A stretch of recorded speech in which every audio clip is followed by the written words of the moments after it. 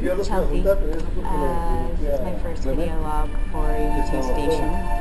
I am at LAX on the way back from Chicago. Went to Chicago 1, YouTube 360's first date in the U.S. The show itself was incredible. Seeing that claw thing in person, it puts it a little bit more into perspective. I think I've said before, you know, the idea of it kind of looks overblown, but once you see it live, it makes a lot more sense. The video screens are impressive.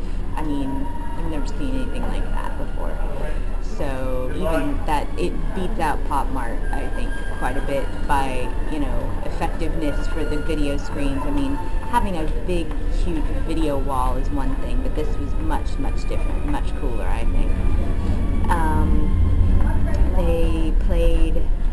They brought out Bad, which was nice. They brought out Stuck in a Moment, which up until recently I couldn't stand, but I love it live. It sounded good. And it was acoustic. And they'd been sound checking Your Blue Room on Thursday and Friday, but they didn't play it. I don't know. I thought it was a possibility. They changed the intro to Ultraviolet, so I thought it was going to happen, and then it didn't. Oh well. No, you know, no sleep lost over that. I would have liked to hear it live, but you know, whatever. You two seem to like the tease. They did it with Drowning Man. Now they're doing it with Your Blue Room. Soldier Field is massive. I don't go to a lot of stadium shows just because I don't generally like them too much, too big.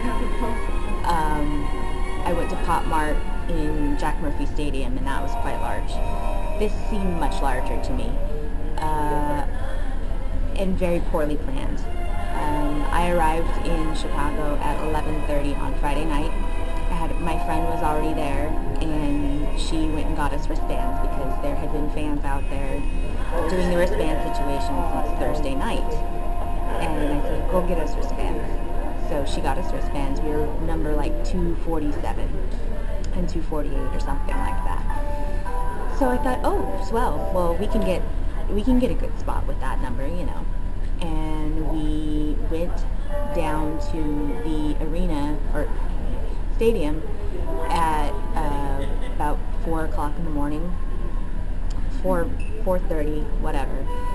And there was, I'd say about maybe 150. I'm not a very good estimation person, but it was about 150 people. So we got there and we did that and we waited. More people started to show up. Nobody really seemed to be too cautious of the wristband, so we just thought, oh, maybe people are just going to chill for a while, and then when time gets closer, you know, they'll start lining up with the wristbands. It didn't happen.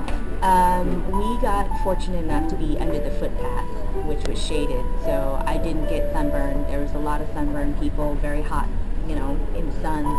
I felt for them because I've done that before. The line was pretty long, and there was people out there all day, sleeping, camping out, but it was great. I got to meet a lot of really cool people, made some good friends.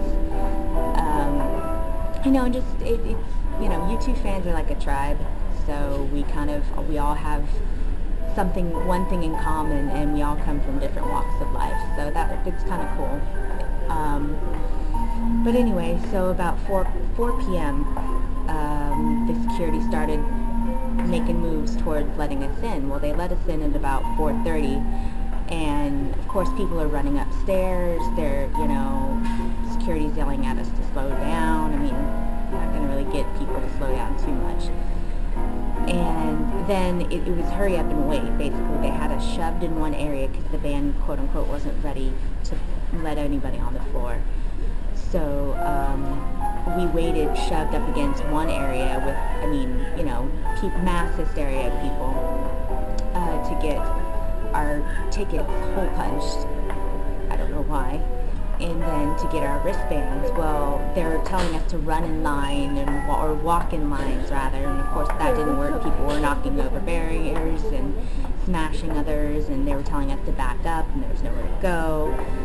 It just didn't seem that security was very prepared for the situation. They didn't seem prepared.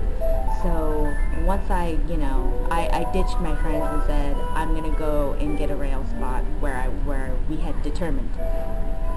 So I did, and I took off and bobbed and weaved my way to the inside circle outer rail, which in retrospect was a bad idea. I am 4'10", and unless you are 5'7" or above, I'd say inner circle's probably not for you if you want to see. Or if you're on the front rail, then I'd say you're fine. But it, in retrospect, for myself, was not a good idea. I couldn't see, and Soldier Field seemed to not stop people from going into the inner circle. So there were people in there who hadn't been outside all day, or even outside for very long. You could tell they smelled too nice, you know. So you could tell the ones who'd been out there all day, they were sunburned and looked pretty exhausted and stinky, but you know, once the show started, it was good. But my spot seemed okay, because I was dead center inner circle outer rail. Snow Patrol I could see just fine. Well, they're actually pretty good, I must say. And but as soon as it came time for U2, all these people just showed up. So, you know, advice for anyone who's short and who really wants to see, go for the outer rail. You know, at least you can see the whole stage. You can't, you know, you're not looking at Bono between two people, or, you know, raising on your tippy toes to see over some, you know, 6-foot tall person's head, so you can see a glimpse of Adam maybe, or Larry, or whatever. It just, yeah. And then afterwards, Soldier Field was had like one door open in each section, so there's like thousands of people trying to flood through one door, which really wasn't a good idea. And it looked like a cattle call afterwards. I just think that Soldier Field is used to football games and not concerts, so they didn't really think about there's going to be all these thousands of people on the grounds as well. So it just didn't seem very well planned out, and security didn't seem really too concerned about the situation, that, you know, what was going on. But like I said, the band sounded great. Bono sounded wonderful. Apparently Bono and Larry had some kind of joke, because they were talking it up together towards the end of the show. But yeah, so the next 2 shows I'm doing, soundboard sounds like an awesome idea. I won't be waiting in line all day unless it's an arena show. Arena show, spot on. Anyways, this is my first video log. I apologize for looking so shitty. I feel pretty shitty. I've had very little sleep in the past 48 hours.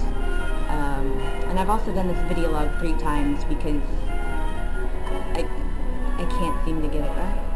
So, anyway, I'm going to sign off, hopefully get on my plane soon. See y'all later.